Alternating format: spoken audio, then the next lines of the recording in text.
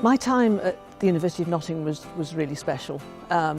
I studied chemistry here between 1971 and 1974, but through my time here I had the opportunity to practice my leadership skills in a very safe environment. I was asked to stand to be the president of the Hall of Residence, Cavendish Hall of Residence, and I wouldn't have thought about doing that if an older student hadn't suggested that I did it. And so I took up the challenge. I didn't know what that role was, but it was an amazing opportunity in my second year to take on a leadership role, and I grew in confidence in that second year.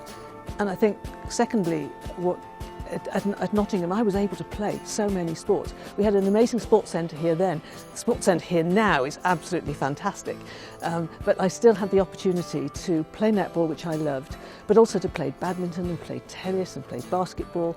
So in my sporting career, which has been a pretty long one, I think for me personally, it was the moment that I was selected to play for Wales, represent Wales in the World Championship that was being held in New Zealand in 1975. I didn't ever think that I would have that opportunity to see sport at an international level so directly, and it was an amazing opportunity.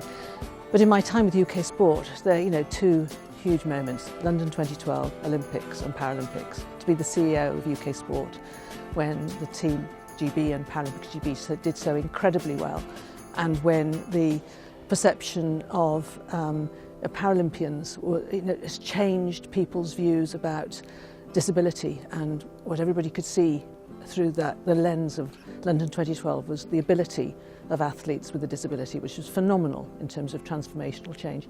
I feel hugely privileged to be inducted into the University of Nottingham Sport Hall of Fame, because some of the names that are already inducted, I know it hasn't been going very long, since only about 2014 I think, but some of the names are these great Olympic athletes that have done so incredibly well in representing their country, that have also experienced what I experienced at Nottingham.